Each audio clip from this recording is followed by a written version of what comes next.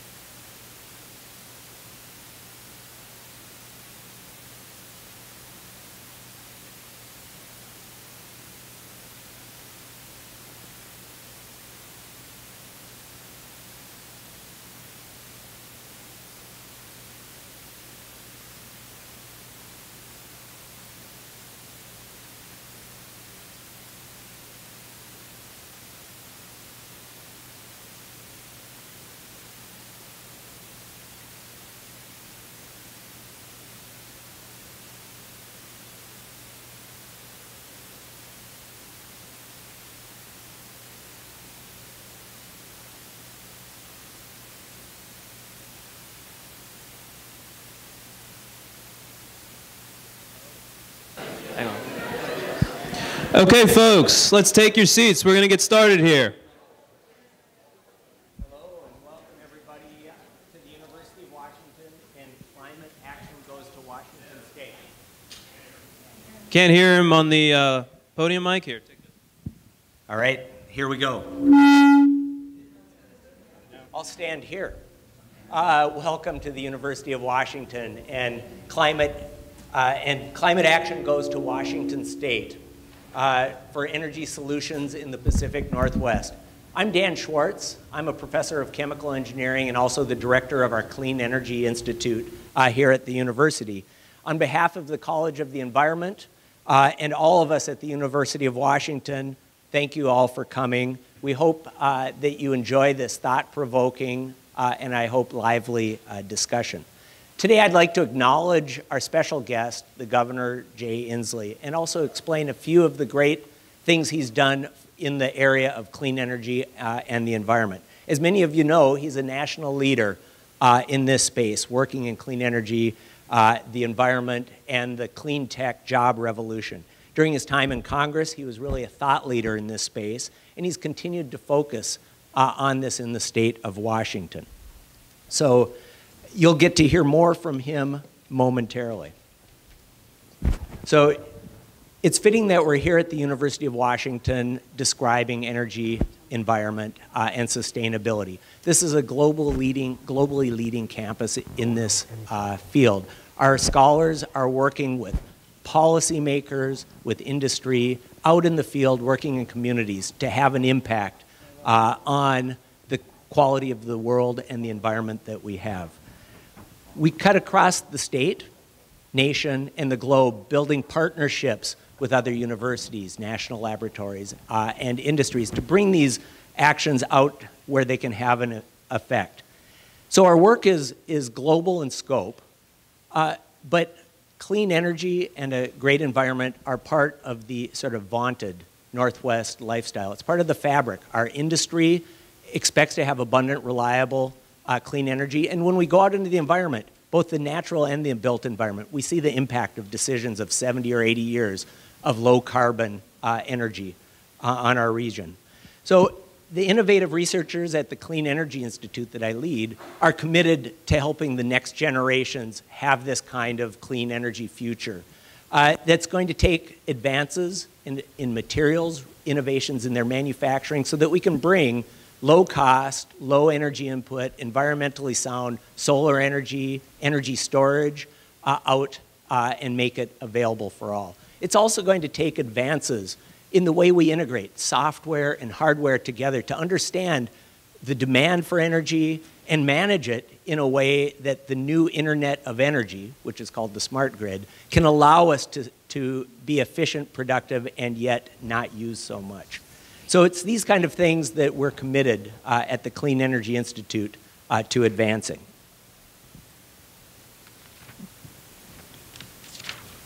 So as you probably know, every state in the nation is an energy laboratory.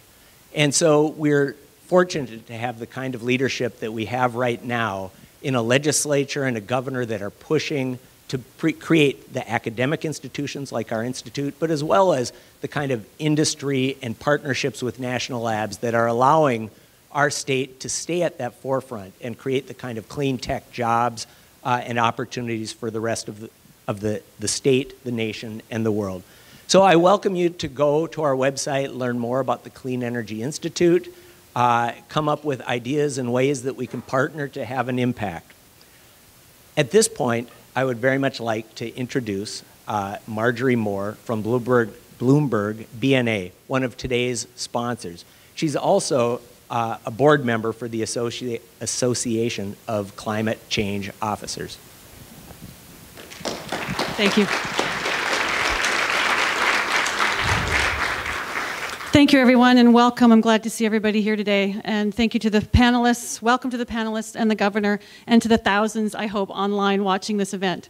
We are very excited to be a partner and a sponsor of this dialogue with the Climate Desk and with Climate Access. We feel it's important that there are dialogues like this on both public policy and solutions regarding climate change, and when there are, all of us hope to be there covering it, as we are today. Let me tell you a little bit about Bloomberg BNA. The Associated Press has called us the longest-running environmental news desk. We are a wholly owned subsidiary of Bloomberg, a leading source of legal, regulatory, and business information for professionals.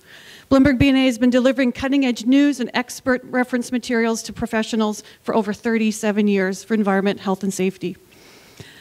We also have our Environment, Energy, and Climate Report, which continues this tradition with specialized news and analysis on the legal requirements and policy developments surrounding climate change mitigation, adaptation, clean energy, energy efficiency, and corporate sustainability in the United States and abroad. And we actually have some of our information at the back of the room if you'd like to pick that up. While I'm up here, I'd also like to welcome Kara Pike, the founder of Climate Access, another partner and host of this event. Climate Access is a network of more than 2,000 leaders from government, academia, nonprofit organizations working to leverage the public's role in addressing climate disruption and advancing low-carbon solutions. Climate Access provides opportunities for those leaders to share resources, exchange best practices, and solve communications and public outreach challenges. So thank you, everyone, for being here. And now I would like to introduce our moderator, Chris Mooney, with the Climate Desk. Thank you. Thank you. Thank you. All right, we're going to get started here. Okay, so the name of the event, Climate Action Goes to Washington State, Energy Solutions in the Pacific Northwest. Welcome to all of you. I am Chris Mooney. As you heard, I'm a correspondent for Climate Desk, and I'm your host. Just a little bit of house cleaning. We're going to move really fast, okay? You probably figured out already this is how you get on the Wi-Fi. This is very, very important because you need to be tweeting during this event. If you are not tweeting, we are going to be afraid that you are not paying attention. Okay, so I want heads down in those mobile devices. And this is what you tweet. Your hashtag is CDLive, and the handles of the people on the panel, you will see these again. These are some of them. So you see the governor's handle, David Roberts' handle, Dean Groumlich's handle, and then Paul Tchaikovsky. I don't think he's on Twitter, but we put up the Bloomberg BNA climate handle. So everybody got that? You're going to be tweeting, right? This is good. Okay, just a little tiny bit about the Climate Desk. We are a journalistic consortium of these publications dedicated to covering climate change. So we share content. We distribute really good stories to multiple partners. That's what we do, and we convene live events like this. And so let me now introduce and bring out our distinguished panel, starting with Governor Inslee. Governor Inslee, if you could come on out. Hey, buddy. Yeah.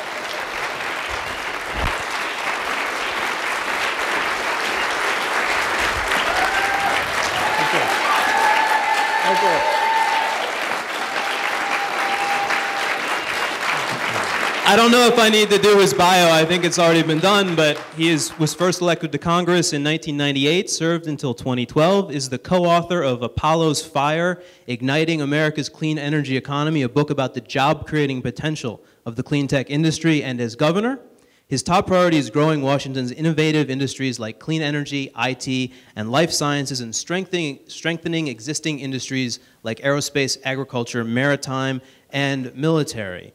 Our next panelist, Dean Lisa Graumlich, come on up.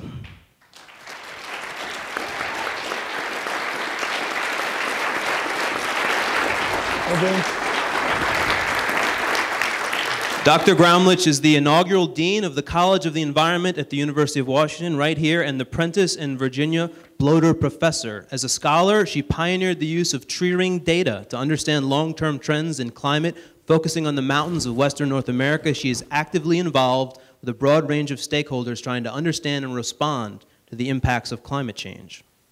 Our next panelist, David Roberts. Come on up, David.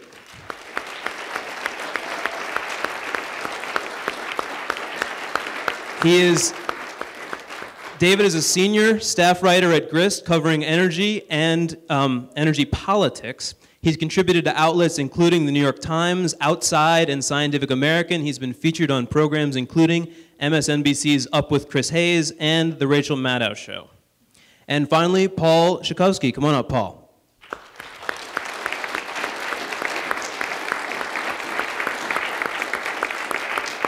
Paul is the Pacific Northwest correspondent for Bloomberg BNA. He previously worked as a reporter for the Miami Herald, the Seattle Post-Intelligencer, the Tampa Tribune, UPI, and as a public television news producer and anchor, covering not just the environment, but a lot of other issues, including federal courts, terrorism, and national security.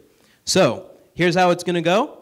First, we're going to hear from the governor, and we're going to give him time to get his whole message out, and then each of the panelists is going to act as a kind of 5-minute discussant on what has been said and some issues involving clean energy in the Pacific Northwest. And by the way, I should have put up all their Twitter handles. I'm so sorry. Look, I'm telling you to tweet and I didn't do that. Okay, so this is very important. Make sure to know those handles. So then I will actually create a dialogue with the panel after we've heard everybody speak. So with that, Governor Inslee, come on up. Let's see what works. I'll use this will work here. Well, good afternoon. I'm Jay Inslee. I'm a University of Washington Husky, student body 7022917. So I just want to give you those are my credentials. I want to say that two great things happened here when I was here in the early 70s. One, I discovered that the best place to take a nap in the state of Washington is in the Suzzallo Library. That's number one.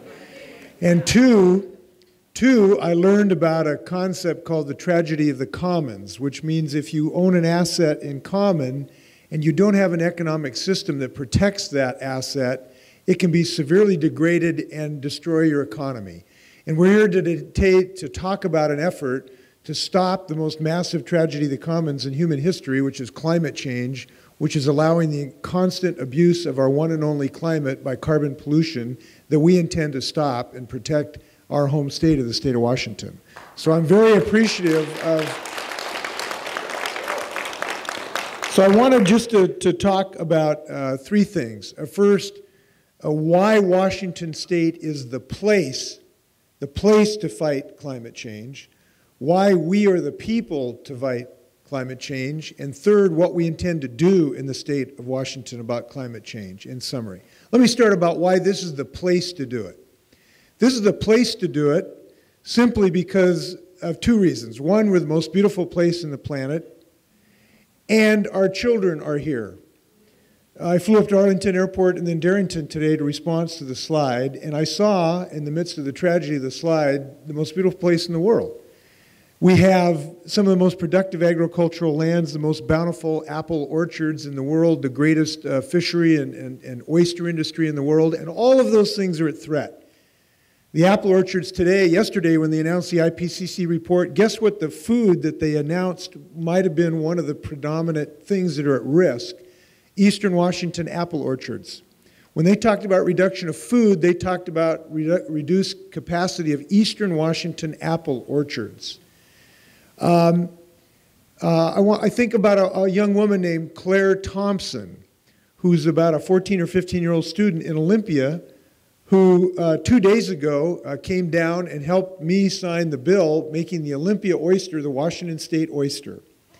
And the reason she did that is that she wanted to help let Washingtonians know that because carbon pollution is going in the atmosphere and then going into Puget Sound and off the Pacific Ocean, it's making more acidic conditions that are 30% more acidic than they were in pre-industrial times. And as a result, the oyster industry is already having to move some of our operations outside the state of Washington to less acidic waters. So basically, I'm here to say the reason this is the place to fight climate change is it's the most beautiful place, and it's the place our children and our grandchildren intend to live, and we are not going to go down without a fight against carbon pollution of our home. This is our home, and you stand up for your home. It's the place you fight for, you struggle for, you work for. And if you want to take care of your home, there's no better way to do it right now than for Washington State to use our talents to defeat climate change. So that's why this is the place to fight climate change. The second thing is, why are we the people to fight climate change? What is it about us in the state of Washington that make us people ought to stand up in this struggle? Basically, it's because who we are. We're going to fight climate change because of basically who we are. And there's some things who we are. Let me just talk about who we are as Washingtonians. First, we really are world leaders. We've led the world in so many different ways in developing commercial aerospace industry, in developing software, in developing the artificial kidney machine, in helping society become more tolerant, to make sure you can love who you want and make decisions by yourself. And we have led the world from this corner of the United States in so many ways. So when people ask why we should act, maybe ahead of some people in other continents, it's because who we are. It's our nature. We lead. And we understand that when we lead, other people will follow. And that leadership characteristic is one that makes this a perfect challenge for us as being the people who need to now lead this economic growth spurt through beating climate change. Second, we are people who understand science. We're the folks who do understand the science of aerospace, and that's why we've led with Boeing and so many companies. We understood membrane technology and allowed Dr. Scribner to develop the artificial kidney machine. We are people who embrace science, not resist science. And we think that since scientists last week discovered the power of gravity waves through picking up gravity waves from 1/1000th of a second after the Big Bang, or whatever the numbers are, it's time to say that those climate deniers who don't believe gravity need to be defeated, okay? So we think it's about time. We think it's time for the people who believe in science, who are Washingtonians, to actually move forward in this regard. Third, who we are, and this comes back to one of the first things I'm talking about, we're parents. I'm a grandparent. And my highest obligation, I believe, of all the things we do, of all the things we stand for, of all the things we desire, it has to be the deepest desire of Washingtonians to stand up to give a Washington to our grandchildren that is as pristine as it was when I grew up here and caught salmon. That's a very deep moral obligation. There really is no higher moral obligation than this one, to give a Washingtonian to our grandchildren amongst all our obligations as human beings. So, and fourth, the reason why we are the people to do it is that we are entrepreneurs. We are business people. We create whole new industries. We create whole new technologies. We understand how to make profits and put people to work by developing whole new technologies.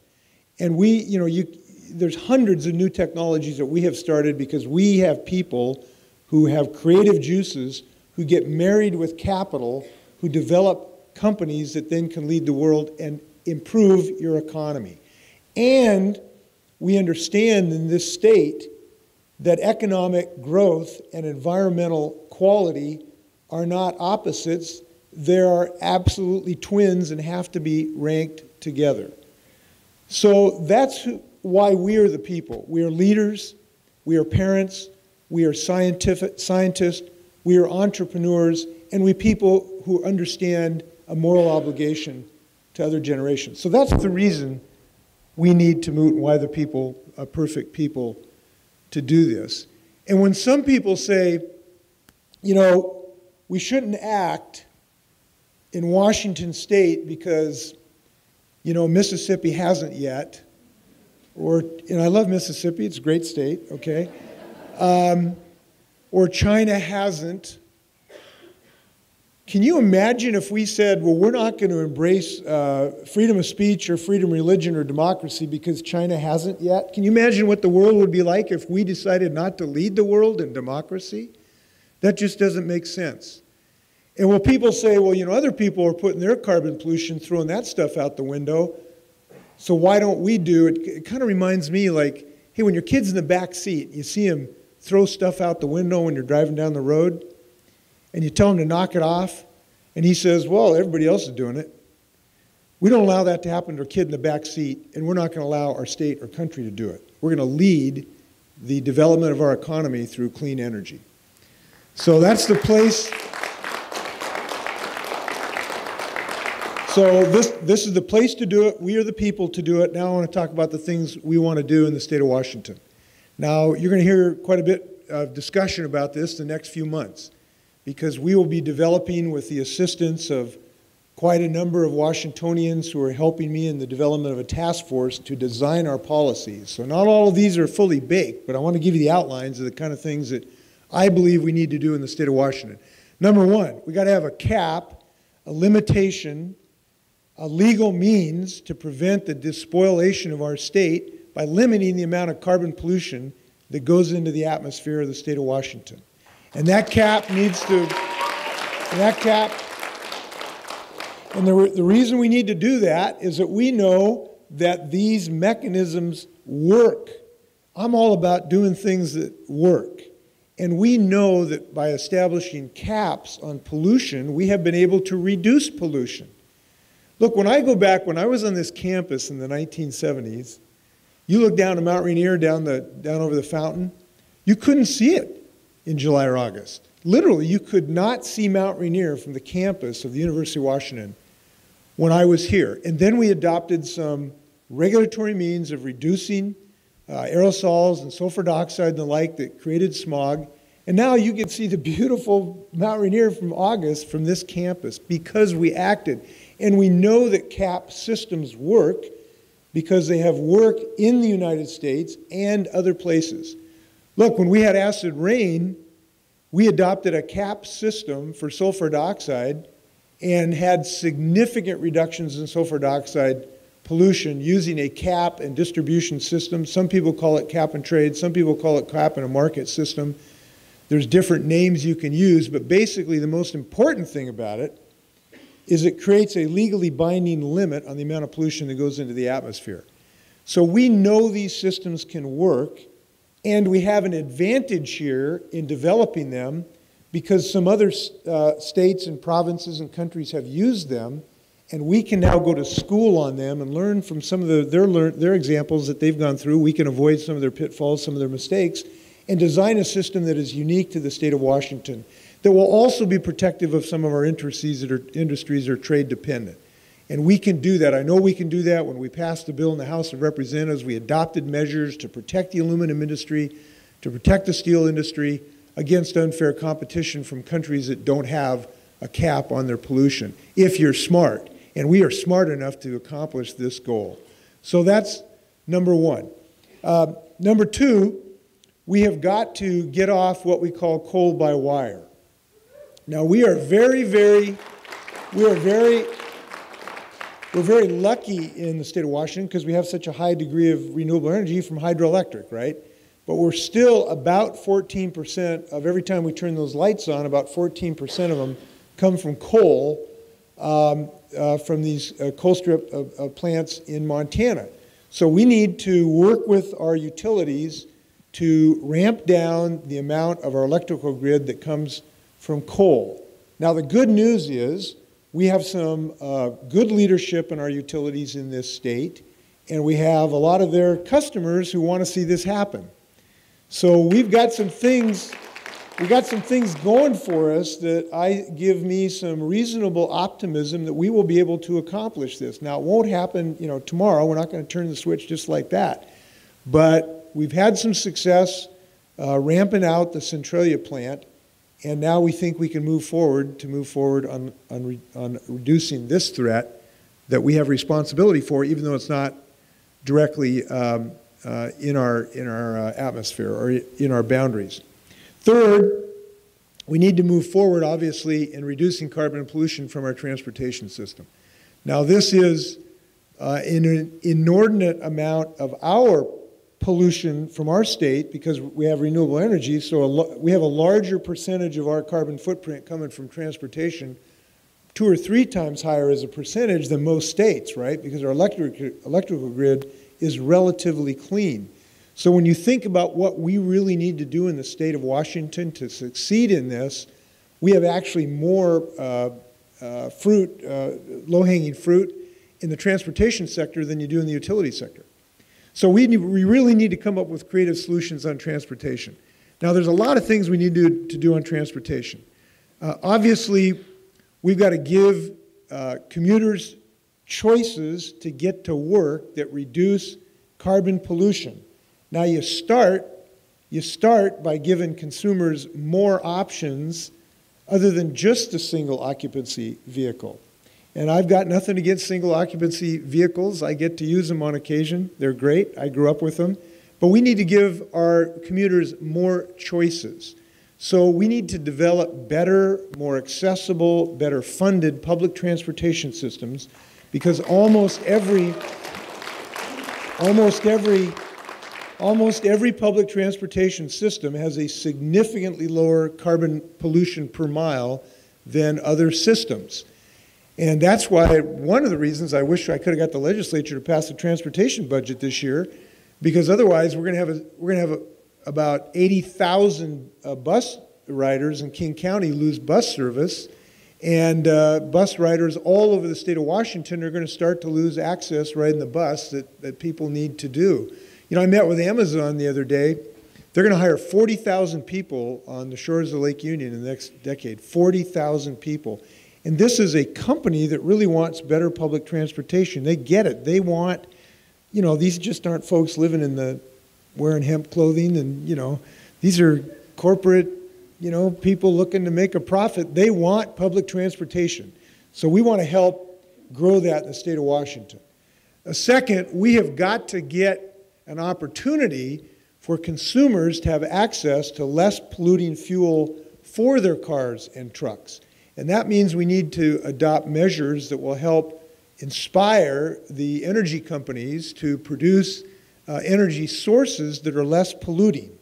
And there's a technique called low carbon fuel standard that we will be looking at to determine if we can have one that is economically feasible in our state to in fact inspire the energy companies to produce more low carbon fuels to move forward. So we're going to be working on that as well.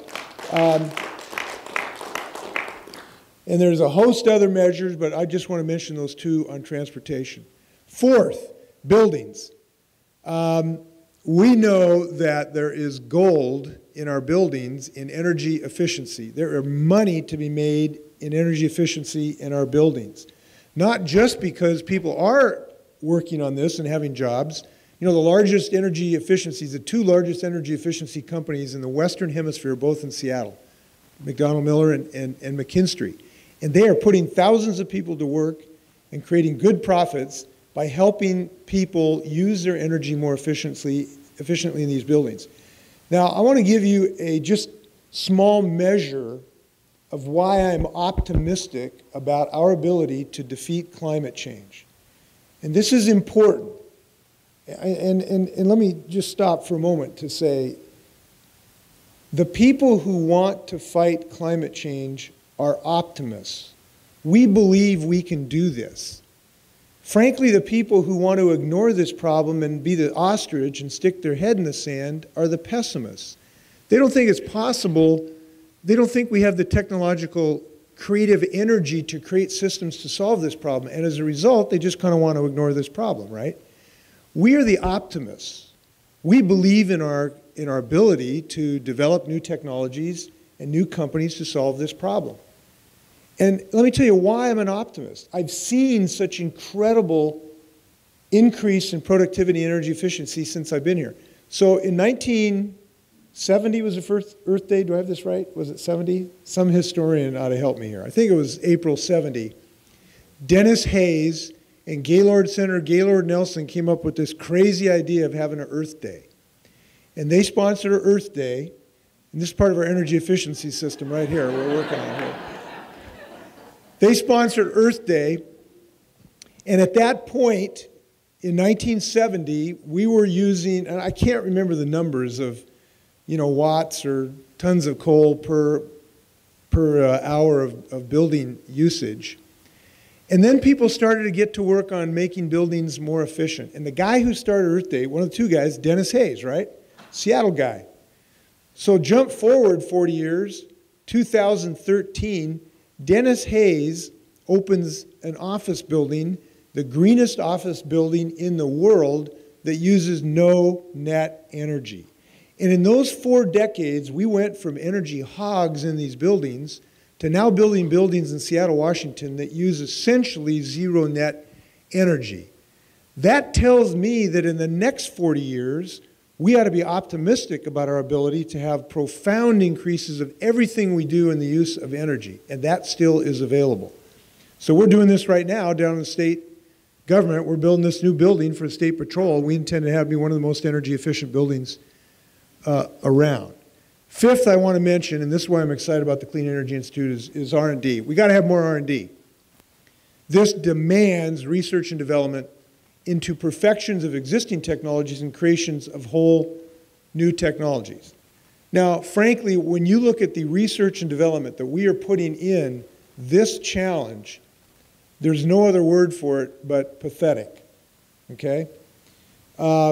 Last year, or 2 years ago now, the dog food industry spent more on research and development than all of the R&D investments by the utilities in the United States of America, okay?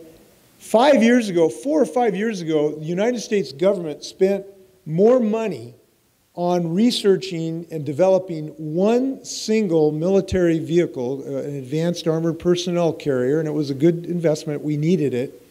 But we spent more on one of those vehicles than the entire clean energy research budget of the United States of America. Now, it strikes me that when you're up against an enemy that can damage your apple orchards, make your ski industry imperiled, ruin your oyster industry, dramatically increase forest fires in your state and your nation, that you ought to be having an R&D budget that's commensurate to that task. So we're doing things in our state.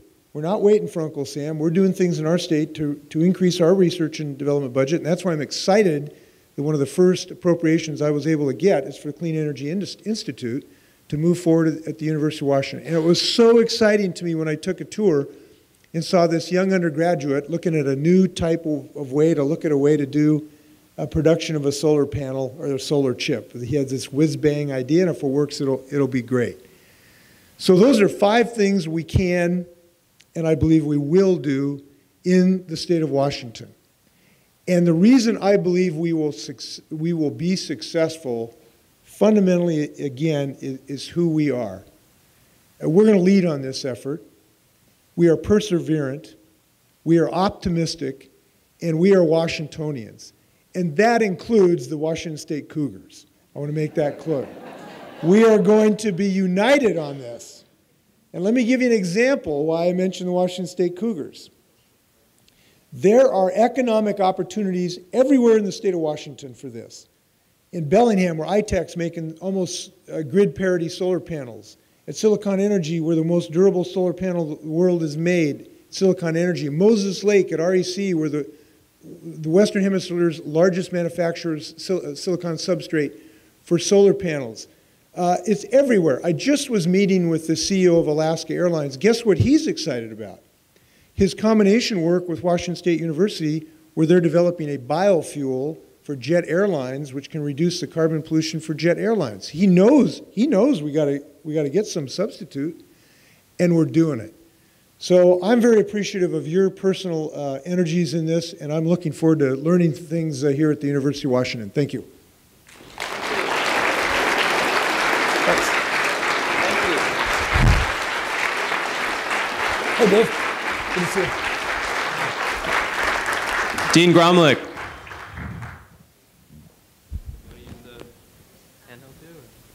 Where's my technical guy? Which one is better? He's going to give me advice. I'm going to hold on to this. Okay. Thank you, Governor Inslee. And particularly as a scientist in this state, it is very wonderful to hear how your own views have been so informed by the decades of science that has gone on with respect to this. So as Dean of the College of the Environment here at UW, I sit among colleagues, literally dozens of them, who for dozens of years have been doing the science, everything from the physics to the ecology of adaptation to understanding ocean acidification, that underlies the urgency of Governor Inslee's message. And I want to call out to you facts that we know about this. So now listen carefully, get ready to tweet. Since the 1880s, the average annual temperature of Washington State has gone up 1.3 degrees Fahrenheit. Now, that is the point at which you start to roll your eyes, and it's just another one of these climate scientists that's trying to get me really excited about something that seems really small relative to the kind of just day-to-day weather variation we see. So what, in the few minutes I have here, in a moment, I'm going to tell you why you should actually care about that 1.3 degrees Fahrenheit and why you should really care about the trajectory we are on where that will continue to increase over time. And one of the ways I can actually give you a very succinct summary is the fact that other people have been doing the work. So our climate impacts group at the University of Washington, and the director is back there, Dr. Amy Snover. Put your hand up for just a second. Thank you, Amy. Amy and her colleagues at the climate impact groups and her colleagues across this campus just in December of last year published a summary for the state of Washington on impacts and adaptation. And what I'll be doing is giving you some high points from this. This is available if you Google Climate Impacts Group on their website. So, okay, 1.3 degrees Fahrenheit, what happens? We lose 25% of our snowpack, more or less. Someplace a little bit more, someplace a little bit less. 25%, we lose a quarter of our snowpack. Crummy skiing. But why do we care about that even more? So if you think about the snow in our mountains, think about it as, this is going to be kind of hokey, nature's water tower, okay? And it's a perfect water tower. It accumulates snow during the winter, and then during the wonderful, sunny, rainless days of the summer, it gradually releases that snow to power hydropower, to irrigate our agriculture, to provide habitat for salmon. And it's been doing that for as long as we have been living and thriving here in the state of Washington.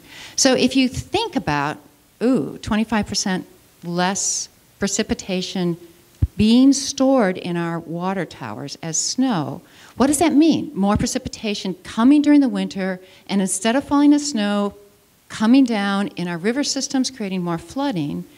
And particularly important, that means the snow melts out, the lesser amount of snow also melts out earlier. And so that source of critical water that we have from snowpack is decreased in the summer, and it's decreased earlier. So what we do is, with that relatively small increase in temperature, we have already seen an ability to impact our hydropower systems, our water available for irrigation, our water available for salmon and other key species. Another second key impact. Sea level is rising. Currently, I'm going to get this number right, it's projected to rise by 3 inches in 2030, 7 inches by 2050. Once again, those are single-digit numbers. And you're thinking, oh my gosh, tidal fluctuations are multiple inches. Why do we care about that? Those 3 inches are enough to flood some of our richest agricultural land in our deltas. If it doesn't flood it, it actually also has the ability to have salt water creep into our fresh aquifers, once again degrading our coastal waters. It creates coastal erosion. Just a couple inches of sea level rise is enough to create a slumping and landsliding off of our steep cliffs. And it will erode our beaches. Once again, significant challenges to our infrastructure, particularly in our urban areas. Impact number 3. Governor Inslee mentioned something about wildfire, and as somebody with a forestry degree here from UW, this is a area that I know well and have studied. 1.3 degrees Fahrenheit. Throughout the West, that's been about what the Western states have experienced, has been enough to increase wildfire 6-fold in the last 30 years compared to the 30 years before. And that is based on thousands of records, carefully analyzed, published in Science magazine, in which the Smokey the Bear effect, the fact that fire has been excluded from these systems has been taken into account. So bigger fires, longer fires in duration, more severe fires throughout the West and in our state of Washington for 1.3 degrees Fahrenheit. How does that happen? First of all, mountain pine beetles are at a tipping point, and just that slight increase in temperature and longer growing season is enough to allow them to go through their reproductive cycle twice. So imagine mountain pine beetles sort of going, having this greater ability to reproduce. And this is the reason you're seeing the beetle kill throughout the Cascades, particularly to our neighbors to the north. When that kill happens, you've got more what we call fuels, more dead wood that can burn. But remember that snowpack. So the snowpack is less, it leaves the landscape earlier, and what happens then is that what we call fine fuels, what you might call twigs and sticks on the forest floor, dry out earlier. And those are the fuels that carry the fires and allow these fires to go from small fires to greater and greater fires. So once again, with a relatively small change in temperature, we are already seeing fires that used to just happen in dry years. Now they're happening every year because of that increase in temperature. So in summary, we have done the science, we have done the due diligence, and there is a mass of unassailable, robust science indicating to us what the impacts already have been and what they are likely to be. And so it's absolutely critical that we work with the governor and with other entities around the state to figure out how we will mitigate the carbon pollution that Inslee has talked about and also adapt to this new normal. Thank you. Thank you. David, are you tweeting? Nice. Very succinct. Hi there. I'm going to try to cover a lot of ground in 5 minutes, so pardon me if I talk fast. I'm going to start with a story that I have learned from political scientists. Several decades ago, in the late 60s and early 70s, the US political parties were much more heterogeneous than they are today. And by that I mean they were diverse both ideologically and regionally. So you had fiscally conservative Southern Democrats. You had a lot of segregationist Southern Democrats. You had socially liberal Republicans up in the Northeast. You had some populist Republicans out in the Midwest. And this diversity within the parties enabled savvy politicians to assemble coalitions together to overwhelm the natural resistance of the US system to any kind of change. What's happened since then, we generally think of as polarization, although I think it's more accurate to think of it as ideological sorting, which mainly just means conservatives have largely migrated to the Republican Party and liberals have largely migrated to the Democratic Party. And now the parties have become much more parliamentary, much more homogenous, much more ideologically homogenous. So I think most people sense this. Most people sense that polarization is higher and worse. But I think a lot of people, and this unfortunately includes the vast majority of our national political pundits, have a kind of naive theory about this, or a naive vision of it, which sort of pictures it as sort of the perfect center, and then two parties migrating equally far from that center. And if that's your vision, then of course you think the answer is always the common sense middle between whatever the two parties are saying. You sort of think that both parties have been captured by their partisans, then the truth is always in the middle. But that turns out to be wildly inaccurate, as political scientists have been thumping their desks and saying for years. The process of polarization has not been symmetrical. The parties are not mirror images of one another for lots of reasons. For one thing, there are just more self-professed conservatives in the country than there are self-professed liberals. So more than 70% of Republicans now are self-professed conservatives, whereas fewer than 40% of Democrats nationally are self-professed liberals. The Republican Party has gotten not only more ideologically homogenous, but more and more racially homogenous and homogenous in terms of age.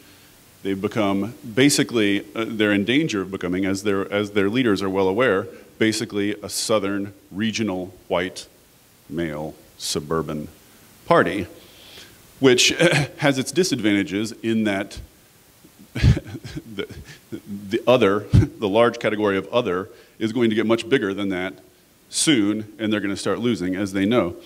But the advantage is that you have an extraordinary degree of like-mindedness and unity and homogeneity, and you can enforce party discipline really well.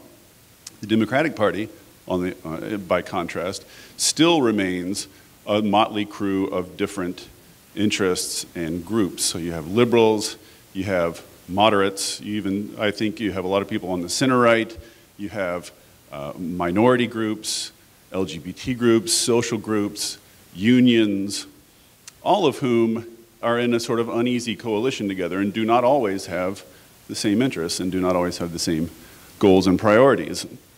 So what this means is that where there are enough Republicans in the legislature to stop action, they stop action. That's just sort of, that's the law of current American politics. And it's not, and this is sort of, so this is the crucial background, I think, to understand the polarization on climate change. The polarization on climate change is not some unique case. It's not something that has particularly to do with climate change.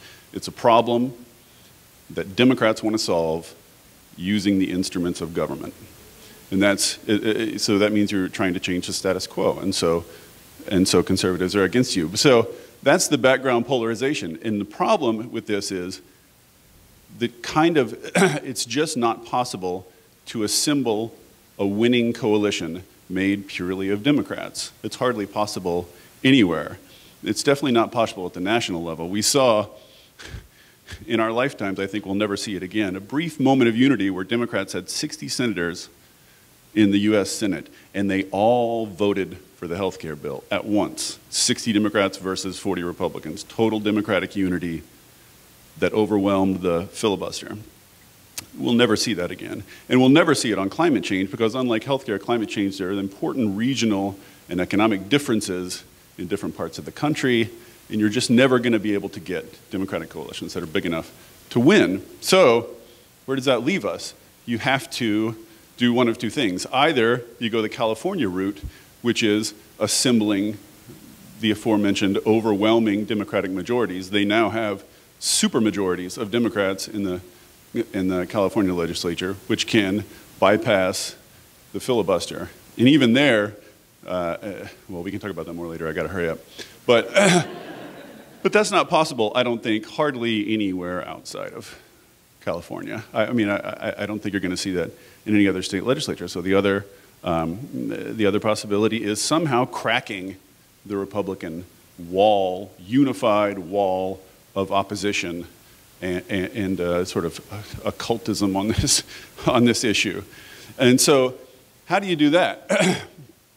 One way is to try to make good arguments. That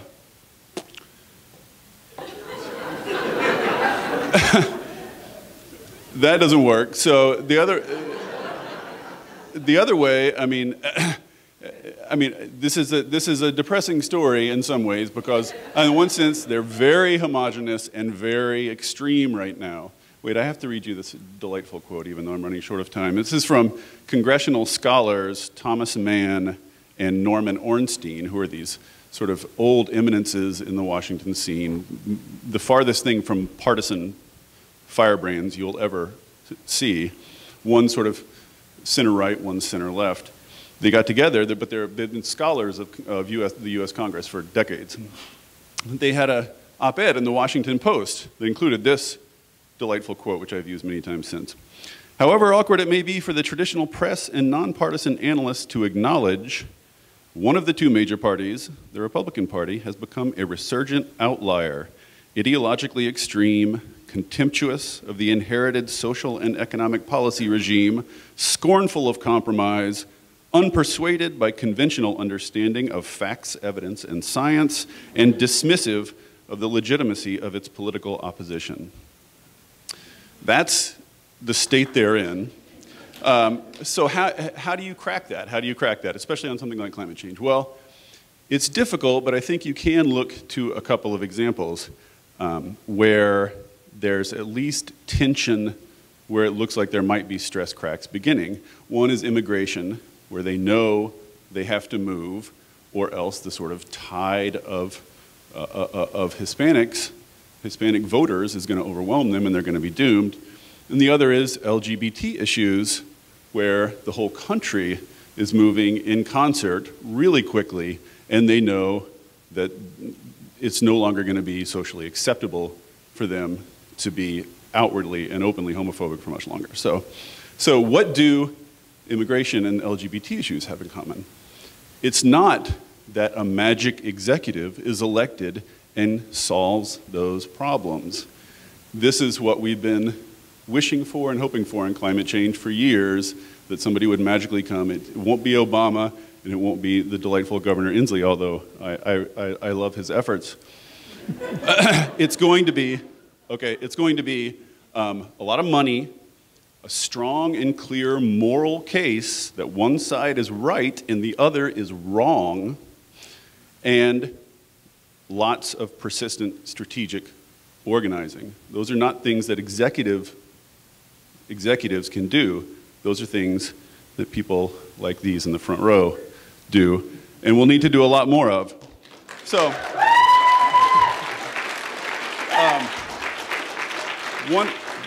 very finally, and we can talk about this more later, I've painted a depressing picture, but in Washington there are two roads forward, just to bring it back around to Washington. One is the ballot initiative process, whereby citizens can speak directly, make laws passed around the legislature. And two is executive actions on the governor's part. This is the same sort of dilemma Obama faces. He can do what he can do by himself, and that's pretty much it. So we should talk later, perhaps in the discussion, about what Governor Inslee can do by himself. Maybe we'll ask. Okay, so we have one more, and then we'll have an interesting discussion. Yeah. Okay. Okay. Well, folks, I'm going to tell you everything you've always wanted to know about the regulation of coal exports in 6 minutes. Bye. Turn on this one, see if this works. Yep. Can you hear me okay? Okay. Federal and state regulators, as probably most of you in the audience know, have begun environmental analysis of 3 proposed coal export terminals in Oregon and Washington. Together, just these 3 terminals would more than match the 107 million tons of coal exported in the United States in 2011, just those 3. And perhaps more importantly, the terminals would create a conduit, open a conduit for shipping coal to Asia from the federally owned Powder River Basin, which is in Wyoming and Montana, which contains an estimated 162 billion, that's B, billion tons of recoverable coal. There's a stark and decisive distinction between how Governor Inslee's administration is analyzing these permit applications and how they're being analyzed by the Obama administration. The Inslee administration is relying on scientifically based analysis to guide its regulatory decisions on a wide range of potential impacts on these projects, including the impact of burning U.S. coal in Asia on greenhouse gases and climate change. In contrast, the Obama administration has decided that it will not even consider the climate change impact of burning U.S. coal in Asia and elsewhere, in China and elsewhere in Asia. Initially, the feds and the State Department of Ecology were going to conduct a unified environmental impact statement. Whoops. Let me get this back on. Initially, the feds and State Department of Ecology were going to conduct a unified environmental impact statement process. But when the profound differences in the scoping became clear, there was a parting of the ways. The White House would have you believe that the decisions to conduct a narrowly scoped federal environmental review, to not even consider the impact of burning U.S. coal in China, was made solely by the U.S. Army Corps of Engineers. That's not true. The White House was deeply involved in that decision. The White House Council on Environmental Quality, or CEQ for short, is part of the Executive Office of the President. CEQ convened a series of meetings with the Corps of Engineers to discuss these projects long before the decisions were announced by the Corps. And the only reason I know this is through anonymous sources, and their information was later confirmed by White House and Corps documents obtained through the Freedom of Information Act. Of course, I repeatedly asked the White House, what did you tell the Corps? What instructions did you give them? But they wouldn't say. And the documents that the CEQ produced pursuant to Bloomberg BNA's Freedom of Information Act requests were replete with redactions, page after page of whiteouts. I don't know if you can see that. Here's just one email. All we've got is like a header here, and then most of the content is just blacked out.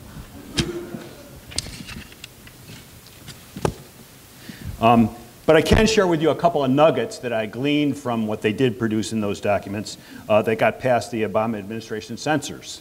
Let me find this one. Here's a June 4th, 2012 email right here from the Army Corps of Engineers chief regulator in Washington, D.C. to the regional regulatory chief in Washington, D.C. Of course, there's the whiteouts. What it does say, it orders him to take part in a White House CEQ teleconference about coal export proposals that was coming up in a couple of days. And here's what it says. It's one really long sentence. Dave, I would like you to phone in for this call with the CEQ so that you are fully aware of the authorities and responsibilities, as well as understanding CEQ's guidance on this action. These calls are typically limited to agency headquarters staff, but at this time will include you and rely on you to share the information with the Portland and Seattle offices. In other words, the top folks in DC are bringing it down to the people that are on the ground that are making the decisions in Seattle and Portland. And here's an email from the same Army Corps regional regulator, the guy that just got this email, reporting to his local boss, a brigadier general, on what happened in that teleconference meeting with the CEQ. And let's find it. Here it goes. It's just a review of what happened in the meeting. The Council on Environmental Quality facilitated a teleconference on 7 June, that would be 2012, on 7 June to summarize statutory authorities and involvement in review of the proposed terminal facilities and to provide preliminary feedback on what direct, indirect, and cumulative impacts may be considered within each agency's control and responsibility.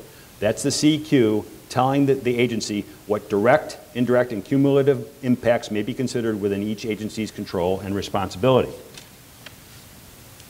The two emails together leave little doubt that the White House is calling the shots here. Governor Inslee is not alone in his concerns about the Obama administration's approach towards the export of U.S. coal. Almost exactly a year ago, it was on March 25th last year, before the Obama administration announced its decision to conduct narrow environmental studies on the export proposal, Governor Inslee joined with his colleague, Governor Kitzhaber, John Kitzhaber, another Democrat in Oregon, in a letter to the chairwoman of the Council on Environmental Quality. They asked the administration to conduct what amounts to a broad policy-based environmental impact statement on coal export before permitting these export projects to go forward. And I'm going to read 4 sentences from Governor Inslee and Governor Kitzhaber's letter. They're long sentences, but they're important ones. Before the United States and our trading partners make substantial new investments in coal generation and the infrastructure to transport coal, extending the world's reliance on this fuel for decades, we need a full public hearing of consequences of such a path. We believe the federal government must examine the true costs of long-term commitments to supply coal from federal lands for energy production, whether that production occurs domestically or in Asia. We cannot seriously take the position in international and national policy making that we are a leader in controlling greenhouse gas emissions without also examining how we will use and price the world's largest proven coal reserves. For these reasons, we urge the CEQ in the strongest possible terms to undertake and complete a thorough examination of the greenhouse gas and other air quality effects of continued coal leasing and export before the U.S. and its partners make irretrievable long-term investments in expanding this trade. So where are we now? On coal exports, the Obama administration has done everything possible to smooth the regulatory path for companies like Arch Coal, Peabody Energy, and Warren Buffett's BNSF Railroad. On tar sand oil export last July, President Obama's trade representative, a cabinet-level position, told the House Ways and Means Committee that he is pushing the European Union to abandon its tougher carbon standards for tar sand oil exported from the U.S. On liquid natural gas, many in the green community are sending up warnings that LNG, particularly from shale formations, is not an interim panacea for climate change. In a 2012 letter to the White House CEQ, a Sierra Club attorney called LNG exports, quote, the very dirtiest of a dirty fuel, close quote, and provided research data to back that up.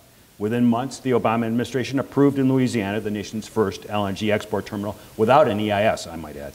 It's probably the first of many. To be sure, President Obama has taken definitive steps to cut greenhouse gases within the United States, greenhouse gas emissions within the United States. His tough new rules for coal-fired power plants and tougher emission standards, rather mileage standards for automobiles are very important in the effort to cut domestic greenhouse gas emissions. Taken in sum, however, I submit that even as President Obama implements aggressive regulatory measures to rein in climate change domestically, his administration has been using that same regulatory authority to quietly position the United States to become a global leader in fossil fuel exports.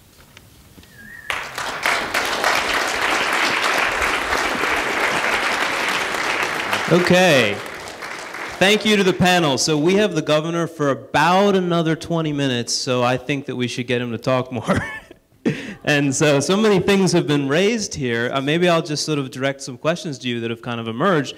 And probably the biggest one comes out of David Roberts' remarks, which is, will you have to rely upon some executive action steps in order to get done all of the things that you outlined here? What do you think about that? Is that going to have to be part of your arsenal? Well, I appreciate David's conclusion that I was not totally useless. So I appreciate that vote of confidence. So there's a variety of things we need to do and will do. First off, we do have things in my executive responsibility that we can do. There are items including greening state government through executive action. I mentioned this building we're building, actually the State Patrol building, that we hope to have one of the greener state office buildings available. We are having a task force to essentially look at all of our procurement policy because we're kind of like an 800-pound gorilla. We buy a lot, right? So we want to use our power as a purchaser to try to green other, industrial suppliers and the like. So there are things we can do as a state government itself to be a leader in this regard. And I think, frankly, we've got a long ways to go on that, to procure electric vehicles and a whole host of items. Second, there are things we can do and the ability that I mentioned, for instance, in getting consumers cleaner fuels. We have the ability through an executive action to require the producers to give us fuels and energy sources to run our transportation system that are cleaner. And we know that when we have done things like this, we have got both more fuel-efficient vehicles, cleaner vehicles, and over time, actually more cost-effective and safer vehicles. So we've shown progress, substantial progress in our automobiles that we simply need to continue, and their fuel sources. So we're going to be actively engaged in looking at those options. There are things the governor can do that we do have a bully pulpit, and I'm not a bully, but I do like the pulpit. So when it comes time, as it may, for citizens to take this in their hands, if the legislature remains balky and irresolute and wishy-washy and in the thrall of those that don't believe in gravity, then the people have the ability to speak through the initiative process. And as a governor, I will not be shy involved in that. I was involved as a private citizen when we passed our renewable energy initiative, and I saw what people can do. And I got involved in one of the first meetings on that and said, we need to do this because the legislature isn't going to lift a finger. And the people of the state of Washington, through people power, went out and we passed that initiative. And as a result, even give you an example of the result of what people can do when we get together. We passed that initiative. People said it was going to be a job killer. It was going to destroy the economy and the fabric of American or Washington life. I was in Dayton, Washington a few weeks ago talking to a lady in a restaurant, and she says, hey, you know, one of the coolest industries around here is the wind energy industry, because she told me there's like 35 people working in the wind energy industry in Dayton, Washington, right? Good paying, stable jobs that were created by the initiative process by people who took it upon themselves to act. So there's a lot of things a governor can do. Now, I'm not giving up on the Washington State Legislature. Right now, one of those chambers in particular, you know, the laws of physics and chemistry don't apply there, okay? And so we have real trouble getting the state Senate under the current ownership of the state Senate to pass any meaningful clean energy legislation. You know, and this is not a partisan statement, but the people have the ability to make decisions about who their leaders are. And that opportunity comes around every 2 years. So I can be quite active and will be. Okay, well, let me ask David for a reaction. Is that how Democratic leaders ought to basically...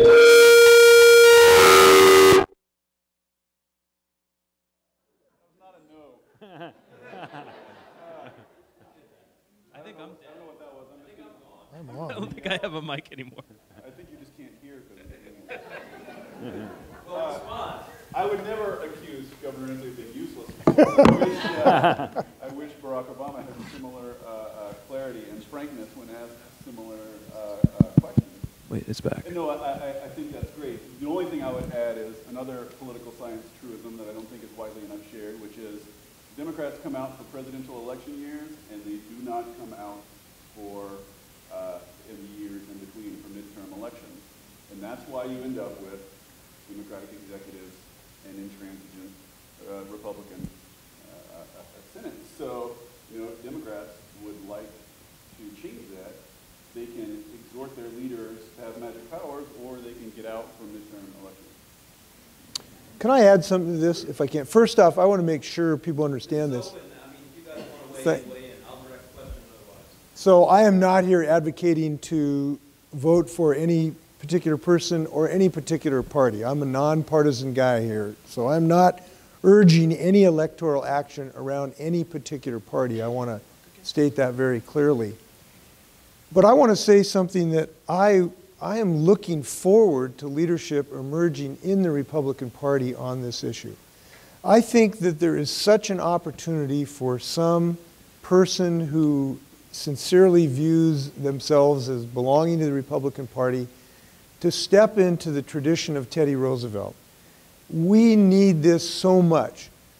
We should have both parties working on this subject. And we have had tremendous Republican leadership on issues like this, as recently as Dan Evans, who has done great work, Ralph Monroe, who helped save the orca population in the Pacific Coast. This should not be the province of just one party. And I just want to tell you, I'm willing to extend the hand and open door and bonds of great friendship. And I've got to believe there's some Republican or Republicans out there who are thinking, I'm going to step up to the plate on this. And if they do that, they will wear a cloak of great leadership, and we should applaud them. And I hope that that happens. I think that's very important. So let me pose another question to you, and this one sort of emerges out of Dean Gromlich's remarks. You laid out a lot of policy initiatives that you want to pursue, and then she presented all of the range of climate impacts that are affecting this state currently in the present, not in the future, in the present. Surely there has to be some kind of climate adaptation agenda as well. It's certainly implied by her remarks that it's necessary. So what is your approach on that? Well, we do need to be active, and I am serving on the President's Climate Adaptation and Response Task Force to try to develop a national response to this. The sad truth of it is, and it is very sad, that we now have baked into the system several decades of climate change, and if we stopped today burning a single fossil fuel, we would still see increases in temperature and further droughts and forest fires. All of this is now baked into the system for several decades. It's very, very sad. So we do have a responsibility to armor ourselves in a host of ways. Down on the coast, just the other day, Tahola had a breach in their seawall, right? So they have 900 people that could face possible evacuation because of breaches in their seawall. We are seeing these in so many ways. Governors now are having to increase their firefighting budgets. This is not an abstract issue. This is an issue where every governor in the West today has to budget almost double for firefighting what they did, 20 or 30 years ago. So this is a real phenomena in real time. We have to be aware of higher precipitation events. The models predict much heavier precipitation events in the winter and drought conditions in the summer for the state of Washington. So we're going to have more floods. We're going to have more landslides. Landslides are at times, not all times, but at times precipitated by additional heavy rainfall. So we do have to do these things. It has to be built into our planning. We're asking our state government, anytime they plan, for instance, in our roads and bridges, we're now baking those plans in when we armor a road to be looking forward to the changes 50 or 60 years hence. That's absolutely necessary. But I just got to say this. We cannot allow this to be an excuse for inaction to fight this beast. There is no bomb shelter you can get in. There's just no bomb shelter we can build big enough to solve this. So, Paul, you want to say something? Yeah, Governor, one of your earliest actions when you took office, you mentioned early on about Washington apples being impacted by climate change, and one of your earliest actions was to try to improve the water infrastructure for irrigation and farming on the east side of the mountains. What can we do on the west side of the mountains to ensure that our signature species, salmon, can make the transition to this brave new world that we're entering of climate change? We can do the 5 things that I laid out in dealing with cap on carbon, transportation, off of coal by wire, efficiency in research and development. That's what we can do for our salmon, because we have got to keep water in the rivers in the drought time, which is August and September, for spawning purposes. And that's the biggest thing we can do and the most important one. How about habitat, sir? Well, obviously, on top of this, I mean, we're doing billions of dollars of research for habitat to improve habitat.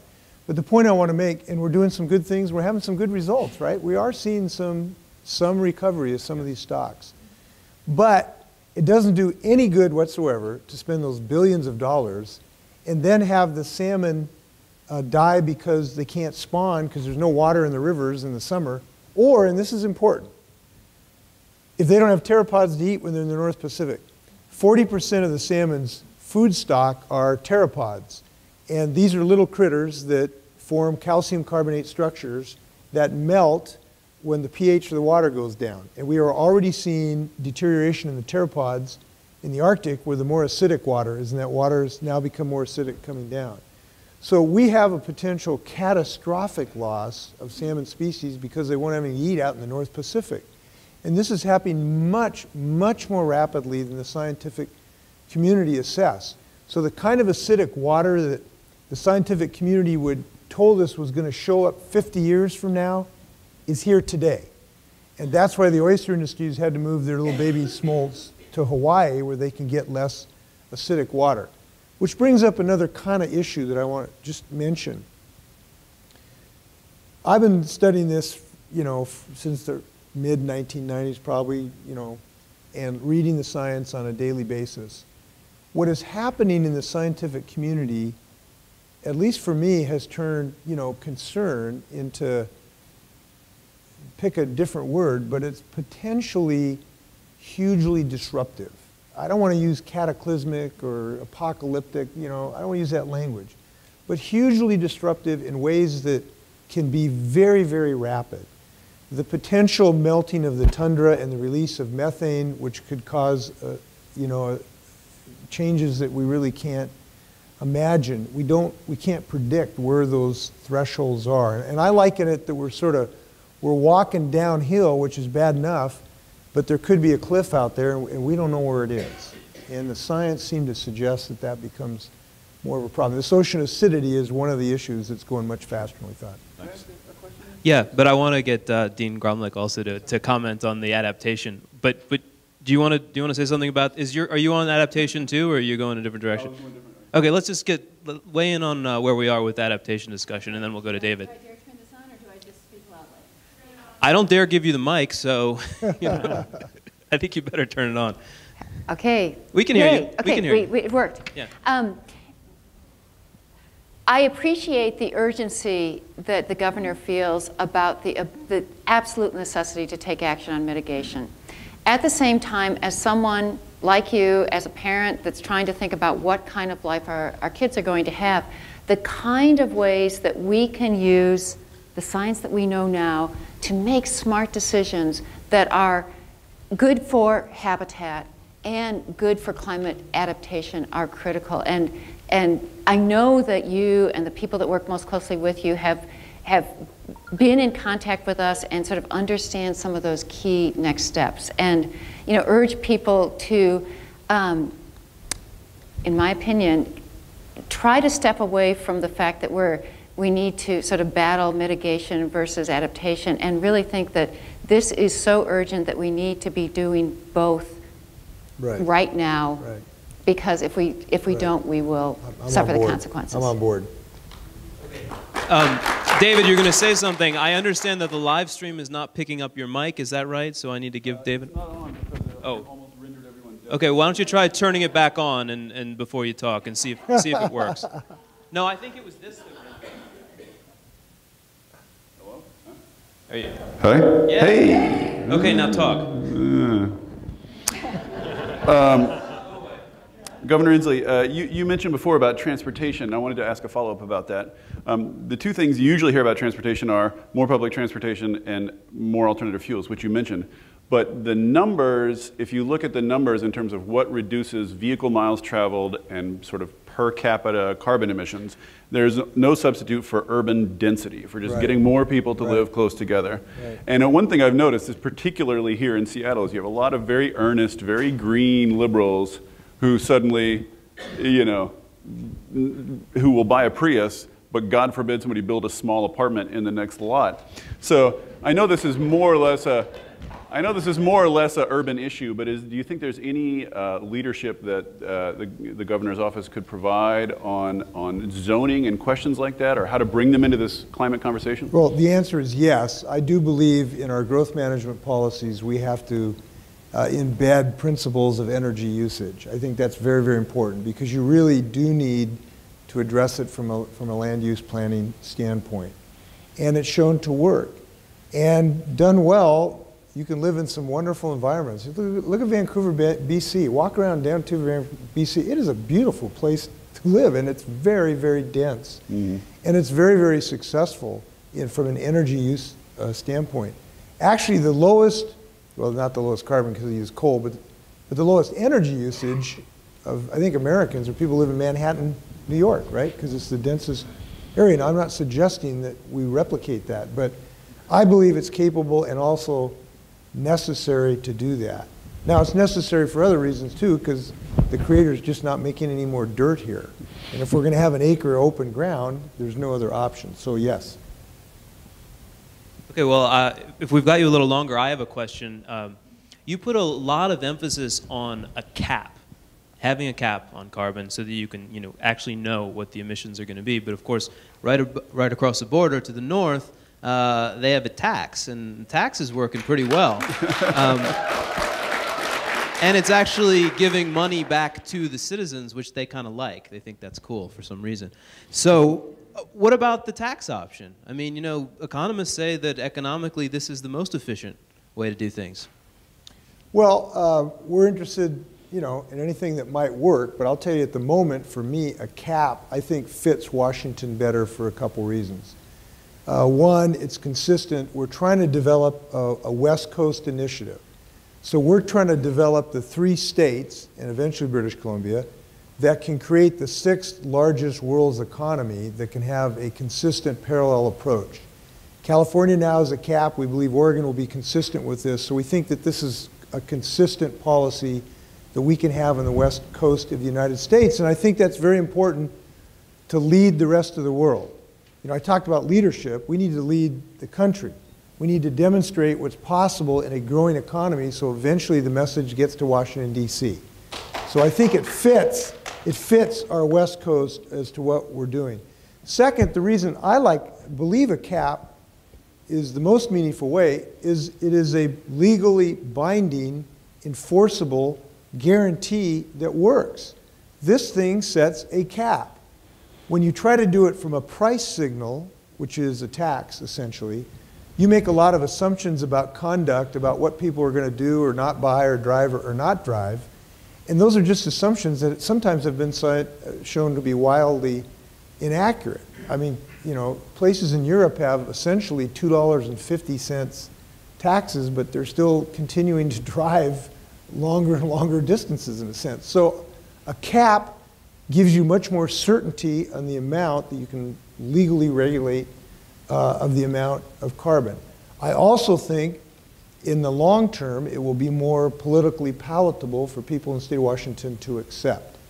So for those 3 reasons, that's where we're starting the discussion. Anybody on the panel want to take a swing at that or something else? Otherwise, I have a thought or two on carbon pricing systems. Okay. I won't drone on. I'll just say that before we say a carbon tax works north of the border, well, let's define works. It is not hurting the economy. If that's our baseline, it's working. There are mild carbon reductions happening, so it's reducing carbon. If that's what you mean by works, then it's working. But if your definition of works is reduces carbon as much as we need to, it's nowhere close to working. So then you need to think about, well, what size of tax would produce those reductions? And then all of a sudden, you're talking about a very different political beast, all of which is just to say the shotgun approach, doing everything you can do, is a lot more resilient than looking for any single silver bullet, tax or otherwise.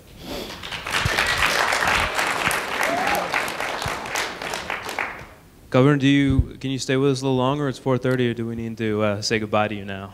What's the time here? We got about 5 minutes, I think. Okay. Well, what I wanted to do at this point then is I actually wanted to ask Dean Gromlich. She's been taking notes very carefully. And she's actually going to summarize where our discussion is for a couple of minutes, which I think will be very helpful, sort of pull together all of the threads. You ready for that? I sure am. Okay. People have been noticing that I've been being a good student here taking the notes. So here's what I learned today.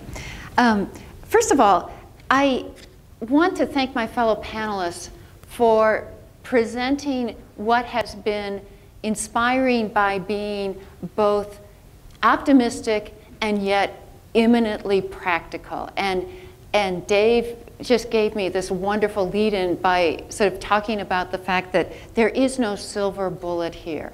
Those of us that believed that the Kyoto Protocol was going to solve everything sort of learned that lesson in a very hard way after sort of a very painful decade of thinking that that was going to work, and that have come to understand that it is actually citizen-oriented, local and state actions that really have our greatest potential to carry the ball. Second, I appreciate the fact that for a number of the speakers, the moral case for action was articulated.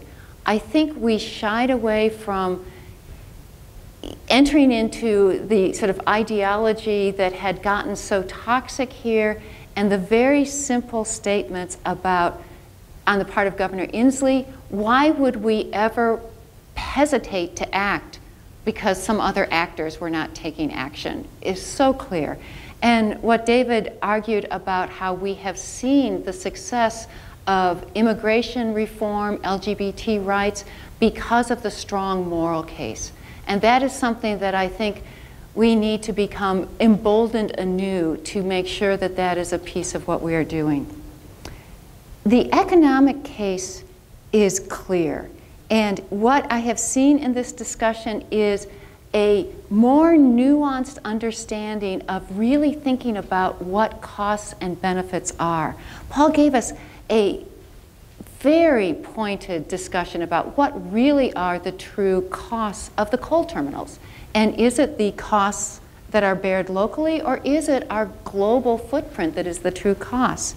Similarly, we're thinking about what are the benefits of some of the technological initiatives that the governor, my colleague Dan Schwartz, are initiating with respect to clean energy, biofuels, and the notion of being able to actually look at and bring to the table a trade-off between these costs and benefits will be key. Lastly, I don't think as a scientist that Governor Inslee is overstating the fact that we're looking at something that could be hugely disruptive. Go back to my 1.3 degrees Fahrenheit and looking at what that has brought us in the state. Please do think about how these very, very small changes are small but involve the kind of tipping points that allow the kind of disruptive change that Governor Inslee talked about. And as we go forward as citizens to take various kinds of actions, keep that in mind as an inspiration. Thank you, Governor, panelists. final word before you have to leave. Just thank you. I want to thank everybody in the room for caring enough about our state to be actively engaged. Governor And I Inslee, do you want to have the power to stop the oil Thank train you. terminals from Thank you. being fossil fueled. Thank you. So, thank you. We love freedom of speech. I like those succinct messages. Thank you very much. Let me comment about the trains just if I can for a second. First off, we are following the law, which is important for the governor to do, obviously, in the permitting process for these coal trains. So we're going to follow the law. But I want to just make a comment about why we are insistent on looking at the carbon dioxide emissions associated with this product, for several reasons. Number one, these ports would be a quantum shift in the amount of carbon pollution put out as a result of activity in the state of Washington. Something like doubling, essentially, of our carbon footprint. So it's not a de minimis or small, it's a quantum shift. Second, it has direct impacts in the state of Washington, no matter where this product is burned. And the reason is as you increase the carbon pollution in the atmosphere, no matter where you burn that carbon, it ends up in Puget Sound, where our grandkids want to fish and have oysters. So it has a local impact that the citizens of the state of Washington deserve to know about. And third, in the permitting process, we have not made a decision on this permit. People need to understand that. We're following the law on this, where it requires all of us to do a scientific and open dialogue in the state of Washington about this. But citizens deserve this information.